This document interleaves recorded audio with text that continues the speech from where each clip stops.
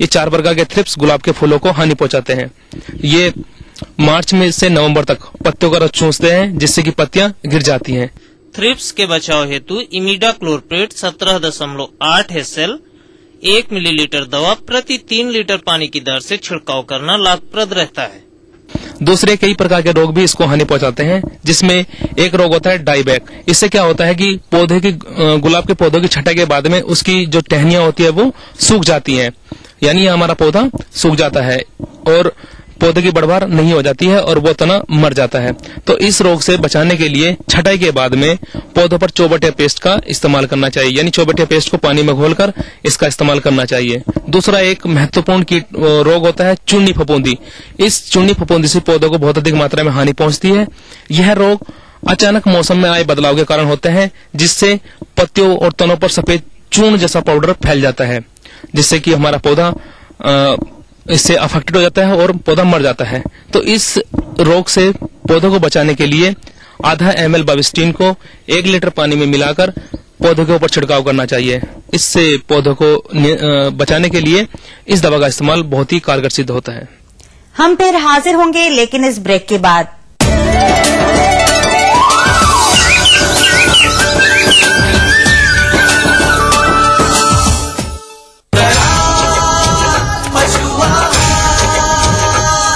असली भरोसेमंद दयाल पशु आहार, दूध दमदार, आप शानदार।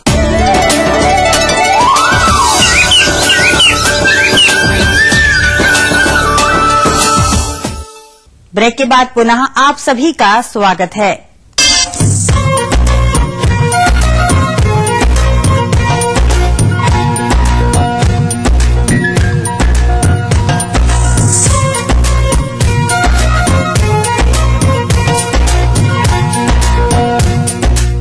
कृषि सह व्यवसायों के रूप में हमारे प्रदेश के बहुत से लघु, मध्यम, सीमांत किसान भाई कृषि के साथ साथ बकरी पालन व्यवसाय करके अच्छा जीवन यापन कर रहे हैं, परंतु कभी कभी बकरियों में रोगों की समस्या के कारण यह व्यवसाय घाटे की तरफ चला जाता है, जिसमें आज हम चर्चा करेंगे बकरियों में लगने वाले रोग PPR रोग के बारे में। इस रोग से ग्रसित बकरियां चारा दाना कम खाती हैं तथा उनके शरीर का तापमान बढ़ जाता है, नाक से पानी गिरता है, बकरी काफी सुस्त हो जाती है। ऐसी स्थिति में उचित इलाज न होने की दशा में मृत्यु भी हो जाती है। यदि इसके कारणों पर गौर करें तो पाएंगे कि किसान भाइयों द्वारा इसकी देखरेख एवं प्रबंधन व टीकाकरण में लापरवाही तथा इस रोग के पहचान की सही जानकारी न होने के कारण उचित समय पर निदान भी नहीं करवा पाते हैं। अंत में किसान भाइयों को आर्थिक क्षति का सामना करना पड़ता है। इस प्रकार की समस्या से संबंधित जानकारी चाह रहे हैं ग्राम खोरवा, जिला कटिहार के कृषक। तो आइए सुनते हैं उनकी समस्या को। समस्या है बकरी विराम है, बकरी वही पैखाना, नाक से नेटा, बुखार है कि क्या है, कैसे इलाज होगा, क्या उपाय होगा। अतः किसान भाइयों, आपकी बकरियों में PPR रोग की समस्या आए ही नहीं, यदि आ भी जाए तो इसका प्रबंधन कैसे करेंगे, इस विषय पर जानकारी के लिए हमारे बीच उपस्थित हैं कटिहार के भ्रमणशील पशु चिकित्सा पदाधिकारी डॉक्टर प्रेमचंद्र प्रसाद सिंह।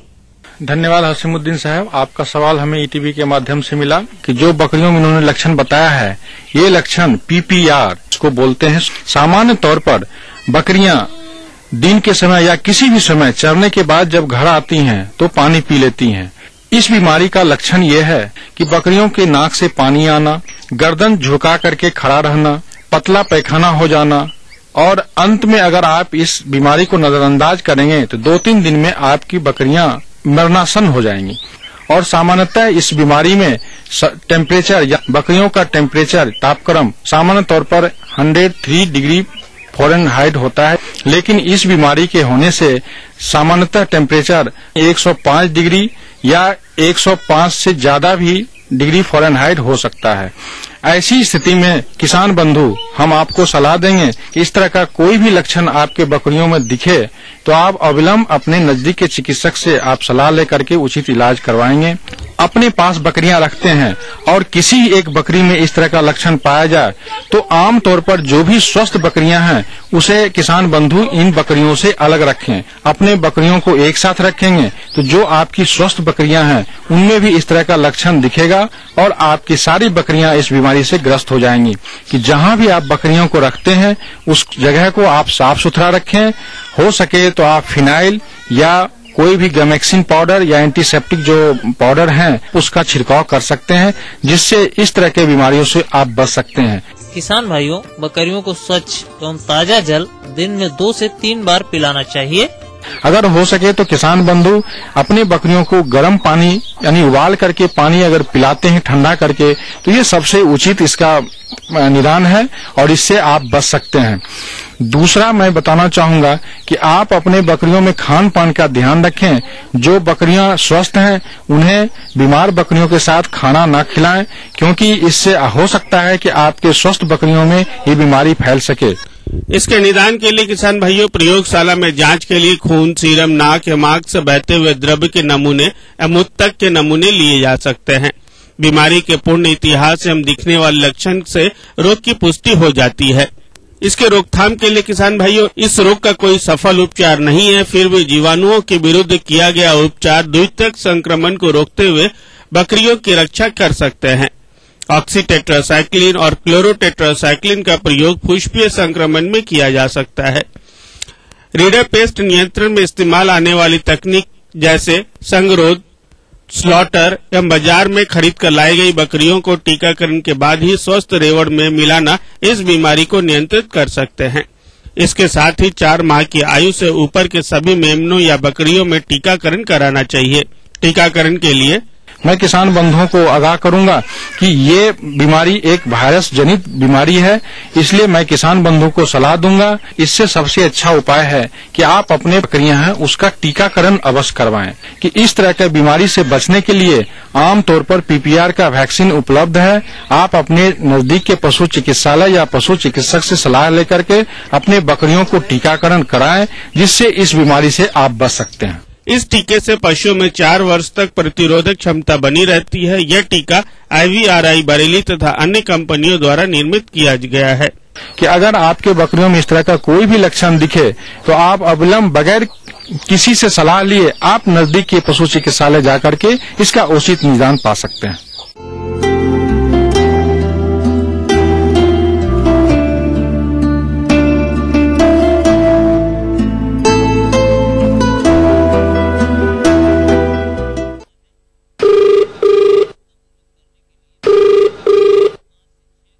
अन्नदाता आपके लिए कार्यक्रम में आप सभी किसान भाइयों का स्वागत है। चलिए आगे बढ़ाते हैं आपके द्वारा पूछे गए प्रश्नों के जवाबों की कड़ी को, जिसके तहत पहला प्रश्न पूछा है।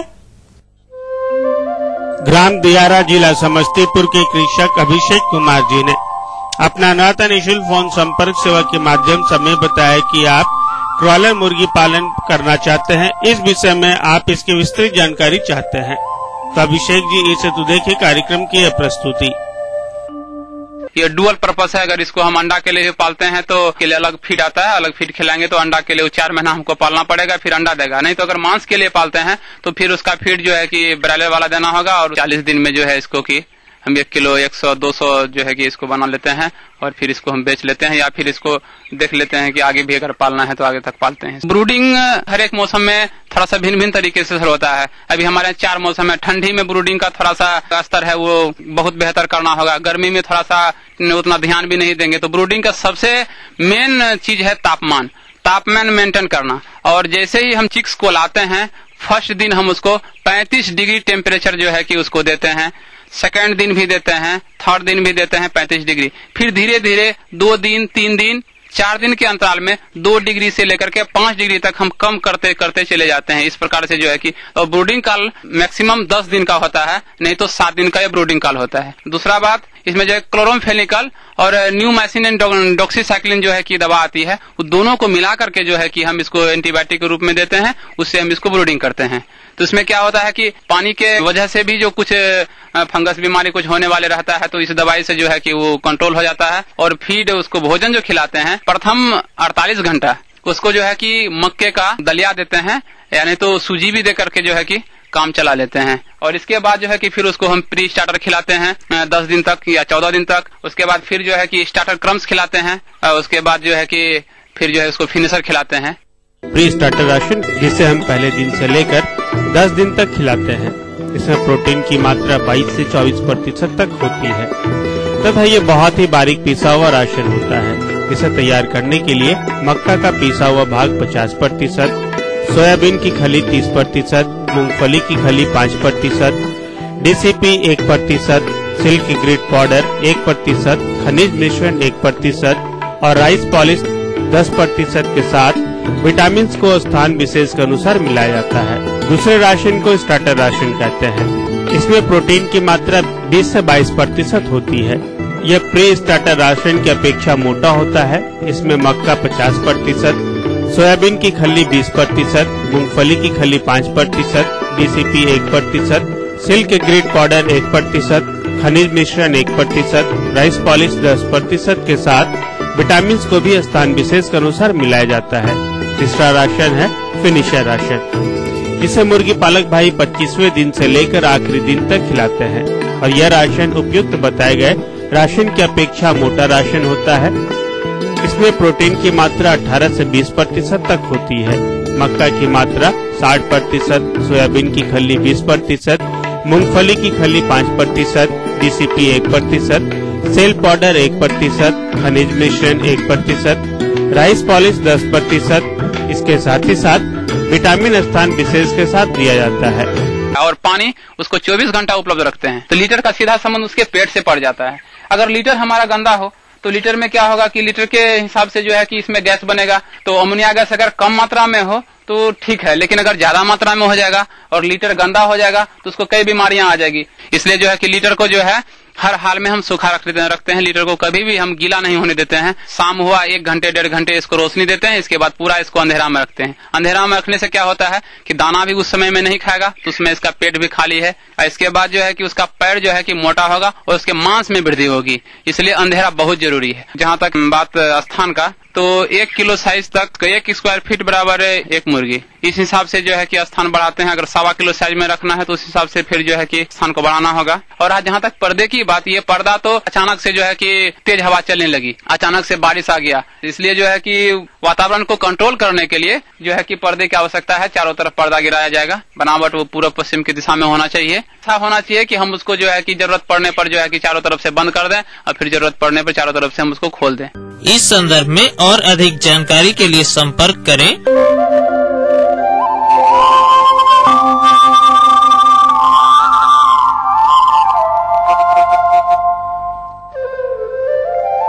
दूसरे प्रश्न के माध्यम से जानने की इच्छा जाहिर की है। ग्राम रौतारा, जिला कटिहार के कृषक वीरेंद्र सिंह जी ने आपने अन्नदाता निःशुल्क फोन संपर्क सेवा के माध्यम से हमें बताया कि आप प्याज की खेती कर रखे हैं जो अब खुदाई के लिए तैयार हो गई है। आप जानना चाहते हैं कि प्याज की खुदाई किस प्रकार किया जाए, साथ ही साथ इसका भंडारण किस प्रकार किया जाए, इस पर विस्तृत जानकारी चाहते हैं। तो वीरेंद्र सिंह जी प्याज की खुदाई एवं भंडारण पर विस्तृत जानकारी के लिए देखिए कार्यक्रम की इस प्रस्तुति को। खुदाई से पूर्व हमारे किसान भाइयों को सर्वप्रथम फसल के पकने की जानकारी होनी चाहिए। फसल की पहचान विभिन्न किस्मों के अनुसार 3 से 6 माह में पककर तैयार हो जाती है। अगेती प्रजातियों के अंतर्गत Agrifound red, Punjab red brown, मध्यम प्रजाति के अंतर्गत agri dark red, Arka Kalyan, Basant 10, पिछेती किस्मों के अंतर्गत Agrifound light red, Pusa Madhuri, Pusa red, Pusa white found इत्यादि। साधारण तौर पर जब प्याज की फसल की 25 से 50% पौधों की पत्तियां धीरे धीरे पीली पड़कर सूख जाए एवं संपूर्ण फसल मुरझाने लगे तथा कंदों का बाहरी आवरण कड़ा हो जाए तो हमें समझ लेना चाहिए कि हमारी फसल पक चुकी है। अच्छी तरह पक चुकी फसल की खुदाई करने के लिए खुदाई से 8 से 10 दिन पूर्व हल्की सिंचाई कर देना चाहिए ताकि कंद आसानी से बाहर निकल सके। हल्की भूमियों में प्याज को उखाड़ने का काम हाथों द्वारा खींचकर किया जा सकता है, किंतु दोमट एवं भारी जमीन में प्याज की खुदाई हल चलाकर फावड़ा, खुरपी या गैती द्वारा सावधानी पूर्वक करना चाहिए। प्याज की खुदाई के बाद तेज चाकू या हंसिया की सहायता से कंद को 2 से 2.5 सेंटीमीटर ऊपर से पौधों से अलग कर लेना चाहिए तथा यथाशीघ्र छटाई कर देनी चाहिए। श्रमिकों के अभाव के चलते यंत्रों का प्रयोग भी किया जाने लगा है। इससे समय और श्रम दोनों की ही बचत होती है, क्योंकि श्रमिकों के द्वारा बल्बों की 2 से 3 क्विंटल कटाई प्रतिदिन की जाती थी, वहीं पर इस मोटर चलित यंत्र के द्वारा 10 से 12 क्विंटल प्रतिदिन की कटाई की जा सकती है। साथ ही पारंपरिक विधि द्वारा 5 से 7% तक बल्बों की कटाई के पश्चात उसकी गुणवत्ता खराब हो जाती है। वहीं इस यंत्र द्वारा कटाई करने पर एक समरूप कटाई होती है। इस यंत्र की कीमत मोटर सहित लगभग 12,000 रुपया है तथा बिजली उपभोग लगभग 4 से 5 यूनिट प्रतिदिन की आती है। छटाई करते समय कटे, चोट खाए, सड़े, रोगग्रस्त, कीटग्रस्त, अधपके कंदों को अलग कर देना चाहिए तथा छटे हुए स्वस्थ चमकीले कंदों को ही भंडारित करना चाहिए। भंडारण करने से पूर्व कंदों को कम से कम 7 दिन तक सुखाना चाहिए। तेज धूप हो तो छायादार स्थान पर हवा में सुखाना चाहिए।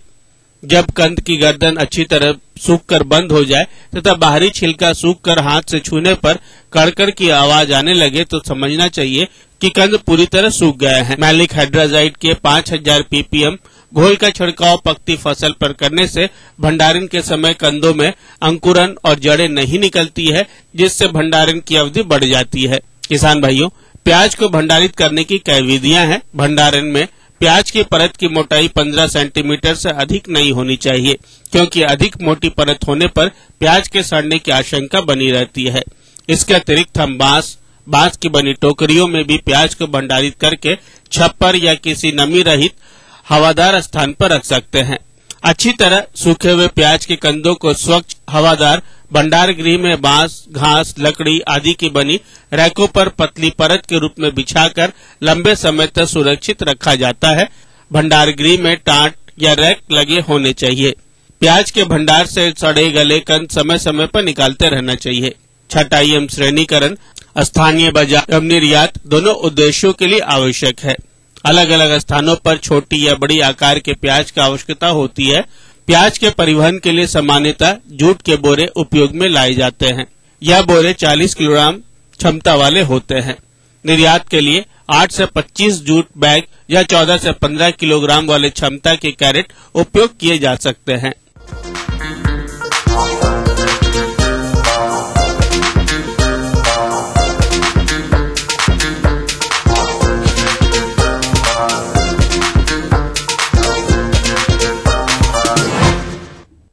आइए देखते हैं प्रदेश के विभिन्न मंडियों के कृषि उत्पाद के भाव।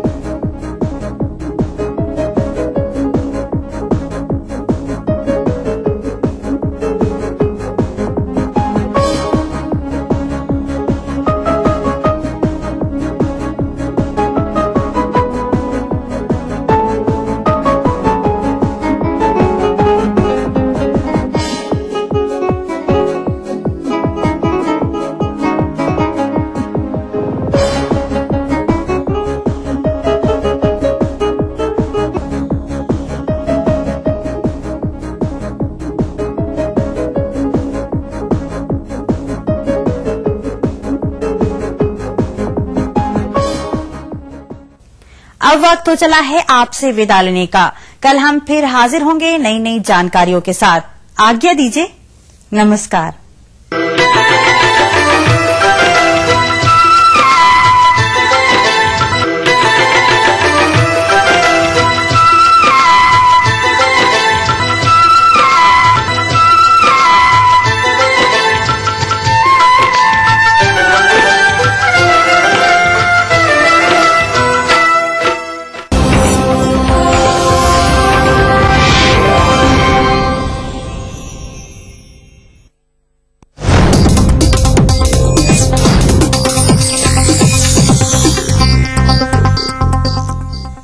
न्यूज के सह प्रायोजक हैं Everlight Realcon infrastructure limited, Dhanbad, Jharkhand. Desh university Punjab, your freedom to grow.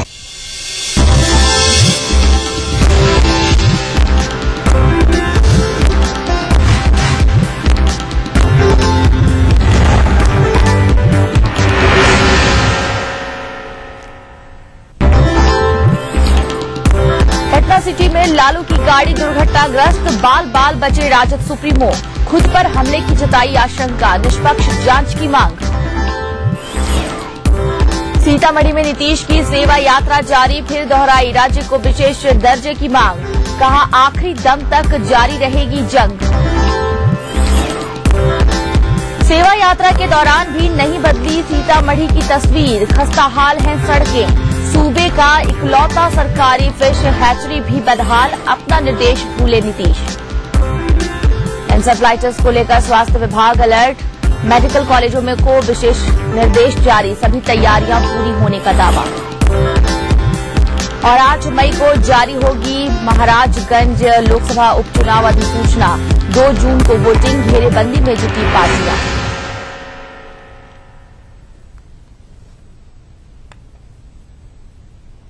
नमस्कार, अपना बिहार में स्वागत है आप सबका। मैं हूं मोनिका सिंह। खबरों की शुरुआत करते हैं। भागलपुर के सांसद शहनवाज हुसैन को सीने में दर्द की शिकायत के बाद पटना के हार्ट हॉस्पिटल में भर्ती कराया गया है। उनकी ईसीजी और दूसरी जांच कराई गई है। फिलहाल उन्हें आईसीयू में रखा गया है, जहां डॉक्टरों की टीम उनकी निगरानी कर रही है। तो आपको बता दें कि शहनवाज की तबियत खराब हो गई है। सांसद शहनवाज हुसैन को फिलहाल हार्ट हॉस्पिटल में भर्ती कराया गया है। बताया जा रहा है कि सीने में दर्द की शिकायत के बाद उन्हें यहां भर्ती कराया गया है। फिलहाल शहनवाज हुसैन को आईसीयू में रखा गया है और डॉक्टर लगातार उनके स्वास्थ्य पर नजर बनाए हुए हैं।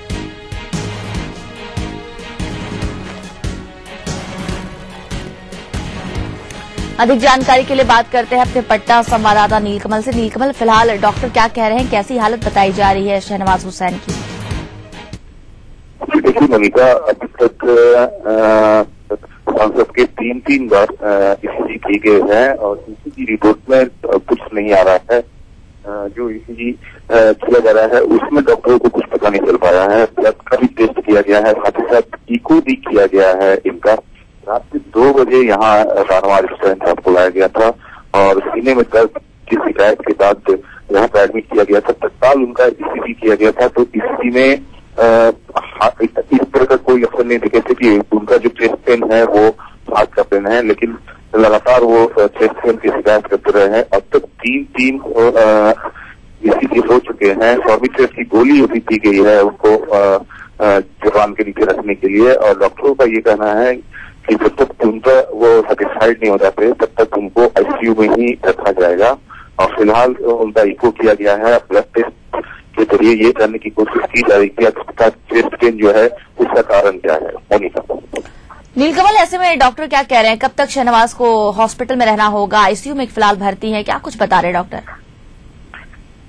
मोनिका, देखिए जैसा कि मैंने बताया कि उनका 3 बार ईसीजी किया जा चुका है, इको तक कराया जा चुका है और ब्लड टेस्ट भी उनका जो है वो किया गया है। उसमें ऐसा कोई लक्षण नहीं पता चला है कि जिससे उनको चेस्ट पेन जो हो रहा है वो हार्ट के में ही हो रहा है। डॉक्टरों का ये भी अनुमान है कि हो सकता है कि गैस भी ये हो सकता है। जो गैस जो है मोमेंट जो गैस का होता है, गैस का एक गोला होता है, वो मोमेंट होता है तो वो कहीं फंस गया हो, ये भी कि वो उस गैस की गोली की वजह से उनको चेस्ट पेन की शिकायत हो रही हो। लेकिन डॉक्टर पूरे ऑब्जर्वेशन में रखे हुए हैं, किसी तरह की कोई लापरवाही नहीं करना चाहते हैं और अपने ऑब्जर्वेशन में आईसीयू में रखे हुए हैं। अभी यहाँ पर उनको एक सॉर्बिट्रेट की गोली दी गई थी जो जीभ के नीचे रखी जाती है। उसके बाद भी अगर चेस्ट पेन नहीं खत्म होता है तो डॉक्टर फिर से एक बार इनकी जांच करेंगे और टेस्ट लेंगे। नीलकमल, इस तमाम जानकारी के लिए शुक्रिया आपका। नीलकमल हमारे संवाददाता बता रहे थे कि फिलहाल आईसीयू में शहनवाज हुसैन को रखा गया है। डॉक्टर लगातार उनके स्वास्थ्य पर नजर बनाए हुए हैं। ईसीजी कराई जा रही है, तमाम जांच रिपोर्ट जो है वो कराए जा रहे हैं। रिपोर्ट में फिलहाल कोई गड़बड़ी की बात सामने नहीं आ रही है। स्वस्थ बताए जा रहे हैं शहनवाज हुसैन, हालांकि सीने में दर्द की लगातार वो शिकायत कर रहे हैं और ऐसे में डॉक्टर फिलहाल उन्हें आईसीयू में रखकर उनके स्वास्थ्य पर नजर बनाए हुए हैं। और फिलहाल ये कहा जा रहा है कि शहनवाज हुसैन पूरी तरह से जब तक ठीक नहीं हो जाते तब तक उन्हें अस्पताल में ही रहना पड़ सकता है।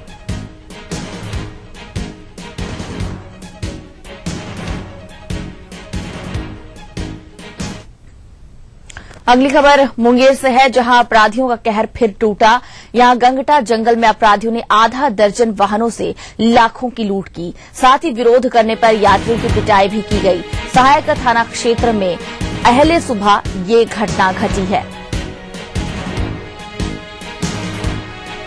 बात करते हैं अपने मुंगेर संवाददाता दीपक से। दीपक, बताया जा रहा है कि अपराधियों ने एक बार फिर से अपना तांडव दिखाया और आधा दर्जन वाहनों में लूटपाट की है। अब आगे पुलिस की तरफ से क्या किया जा रहा है? पुलिस अभी घटनास्थल की तरफ निकल चुकी है, लेकिन पुलिस अभी कुछ भी बोलने से इनकार कर रही है। इनका कहना है कि हमारे पास जो लोग आकर के शिकायत किए हैं, हम ऑन स्पॉट जाकर के देख रहे हैं। लेकिन सवाल ये उठता है कि आए दिन इस तरह की जो है घटनाएं को व्यापारियों के द्वारा अंजाम दिया जाता है, और ये सुबह की घटना है और अभी तक पुलिस घटनास्थल पर ही पहुंच रही है और जांच कर रही है। तो इसमें तब तक जो है अपराधी घने जंगल की ओर भाग जाते हैं और सफलताएं पुलिस को नहीं मिल पाती है। जी दीपक, यात्रियों से आपकी बात हो रही होगी, वो क्या कह रहे हैं? क्योंकि उनके साथ मारपीट भी की गई थी, ऐसे में यात्री क्या बता रहे हैं?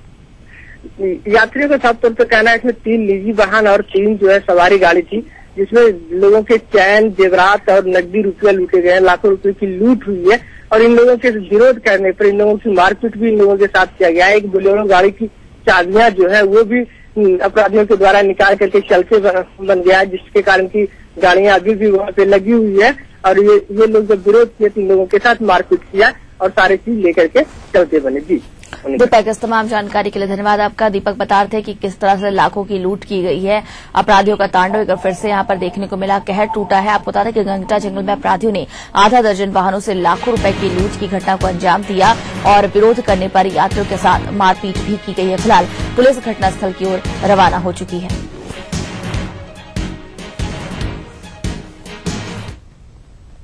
रुक करेंगे अगली खबर का। राजद अध्यक्ष लालू प्रसाद शुक्रवार की रात वैशाली के राघोपुर जाने के दौरान दुर्घटना में घायल हो गए। पटना सिटी के पास लालू की गाड़ी के दुर्घटनाग्रस्त होने के बाद अफरा तफरी मच गई। आनन फानन में राजद अध्यक्ष को पटना के राजेश्वर नर्सिंग होम लाया गया, जहां डॉक्टरों ने उनका इलाज किया। लालू के चेहरे और सिर पर कांच के कुछ टुकड़े लगे थे, जिन्हें डॉक्टरों ने काफी मशक्कत के बाद हटाया। डॉक्टरों ने राजद अध्यक्ष की हालत स्थिर बताते हुए उन्हें आराम की सलाह दी है। पार्टी विधायक सम्राट चौधरी ने बताया कि परिवर्तन यात्रा के लिए राजद अध्यक्ष द्वारा आगे का प्रचार आज उनकी हालत को देखते हुए तय किया जाएगा। के बाद वहां से जहानाबाद गए, जहानाबाद से परसा के बाद ही इनको लगभग 1500-1600 घर राघोपुर दियारा में जल गया था, उसको देखने के लिए जाना था। तो इसी दौरान में जब वहाँ राघोपुर पहुंचे तो उसी दौरान में जब लौटने के क्रम में वहाँ जो है पीपा पुल पूरी तरह क्षतिग्रस्त था, जिसके चलते वहाँ जो है जाने के क्रम में तो पीपा पुल में ही जो क्षतिग्रस्त पीपा पुल था वहीं पर इनको चोट लगी और पूरी तरह गाड़ी भी डैमेज हो गया। स्टेबल है, अभी कोई खतरे वाली चीज नहीं है। स्टेबल मतलब कंडीशन में कोई ऐसा नहीं है। अभी बीपी, पल्स, वाइटल्स वगैरह सब कुछ स्टेबल है। माथे पे मामूली इंजरी थी, यहाँ पे थोड़ा सा कांच का टुकड़ा जो है वो पियर्स करता हुआ अंदर की तरफ घुस गया था, लेकिन सब कुछ निकाल दिया गया है। उसको अच्छे से वुंड डिब्राइडमेंट करके ड्रेसिंग कर दिया गया है। वहीं इस हादसे के बाद राजद अध्यक्ष लालू प्रसाद ने खुद पर हमला किए जाने की आशंका जाहिर की है। साथ ही जाने के दौरान रास्ते में पुलिस के मौजूद नहीं रहने पर सवाल उठाए हैं। वहीं उन्होंने मुख्यमंत्री से पूरे मामले की निष्पक्ष जांच कराए जाने की मांग के साथ ही पार्टी कार्यकर्ताओं से शांति बनाए रखने और गुमराह नहीं होने की अपील की।